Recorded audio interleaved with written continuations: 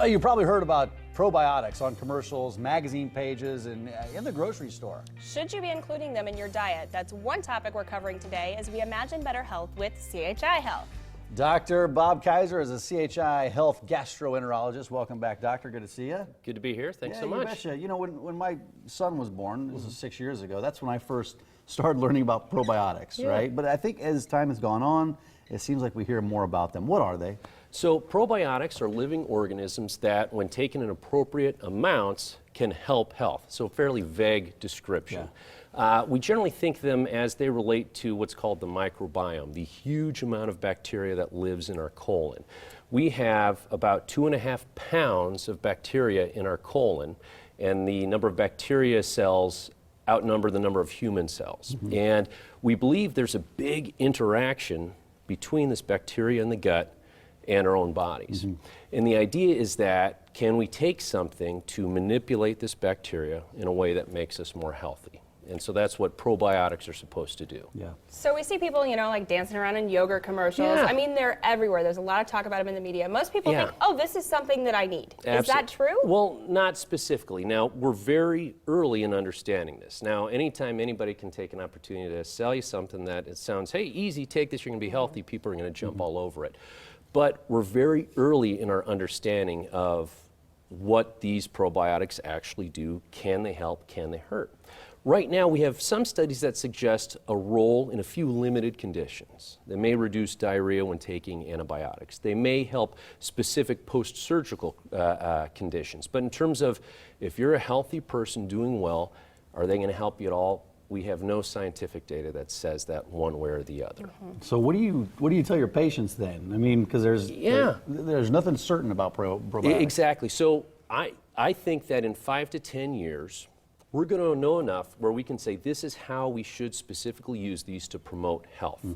But right now, we're still studying. We don't know exactly how that works. We're still trying to figuring out how to predict the weather, let alone control it. So what I say is the only thing we know for sure about probiotics is that they cost money. So I don't tell people that they should or should not be taking it. But I think what's more important is that people focus on the things that we know promote health, all right? Like? Take the meds that you're supposed to. Watch what you're eating. Try to avoid overeating, specifically avoiding a lot of simple sugars, things like that. Plug my own field, get your screening colonoscopies to reduce risk of cancer, get sleep. So do all the things that you know or you're supposed to be doing that we have lots of data on. And some of these things don't cost money, like watching your diet.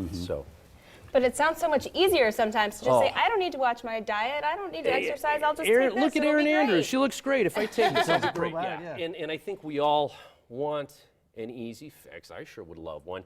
And I think that's why they're so popular. And you know, the science behind why they would work, it seems to make a lot of sense. But I think that's the danger. There's a lot of things that come out that we say, oh, if somebody explains it this way, that makes sense to me. The human body is so complex that a lot of times when we hear a simple explanation, when we actually study it in the real world, it doesn't hold up. Not as simple as it sounds. No. Back to that kind of weather analogy. It's just, there's so many moving parts, it's very complex. When it comes to digestive health, though, there's some new options in Omaha when it comes to treatment, I guess, when it comes to affordability. Absolutely. Can you dive into that a little bit? Yeah, we're very excited. So, you know, for what I do for digestive health, a lot of times to make a diagnosis, we might need to do an endoscopy, where I actually look inside the stomach, look inside the colon. And endoscopy, it's a procedure, and when done in the hospital, it can be fairly expensive. And so CHI Health is opening up a new ambulatory surgical center, which is a fancy way of saying outpatient procedure center. And this is an exciting option in which it can really be about 50% of cost savings for a lot of same-day surgery. So it's an excellent alternative to hospital-based same-day procedures.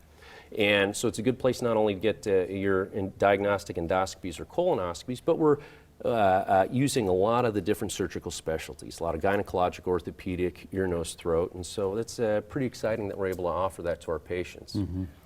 With the different services, though, specifically different procedures, can you dive into those a little bit more? Sure. So now anything that would be incredibly complex and need, say, a hospital stay, that's still going to be best done in a hospital. But for some of the outpatient surgeries, so some ear, nose, throat surgeries, all right, some orthopedic surgeries that might be same day, things like having your gallbladder out, not when it's acutely sick, but at a time where you say, you know, this is causing you problems over and over again, we should schedule this to take this out.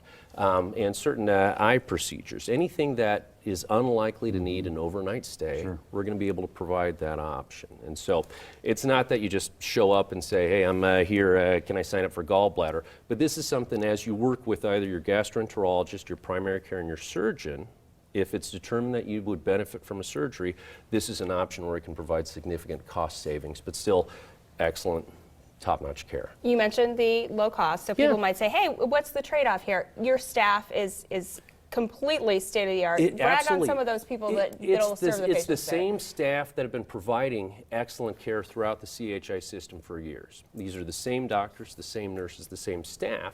It's really, a lot of it is the designation as an entity separate from one of the hospital. And so by eliminating those hospital fees, that's where the cost saving comes in. And a colonoscopy specifically, you know, it's a pretty regular procedure for people at certain ages. What are the advantages of getting that done at the endoscopy center? Well, I guess 2 points. That's one important thing. So first of all, for screening colonoscopy, meaning that you're 50, it's time to look for polyps. Thankfully, for most insurance plans, that doesn't actually matter where you get it done because that's not counted against your deductibles. Whether you have that at the ASC or one of our hospitals, that should cost the same. But say you need a diagnostic. I'm having some bad diarrhea, I think we need to do this. Or I'm having difficulty swallowing and I need an upper endoscopy. Those are all options which normally would be susceptible to things like copays and deductibles. Those would be things where this would be an ideal setting for that to really reduce the cost and really reduce the financial burden. Yeah, reducing the cost is a huge concern right now for a lot of people, making sure those costs stay low. So you're doing a lot of good things. CHIHealth.com, gastroenterology is where you can go as well. Doctor, good to see you again. Always good to be here. Thank Thanks so much. you. Take care of your guts this holiday season, everybody. Absolutely, yeah. Thanks, Doc. Well, up next, save your oven for the Christmas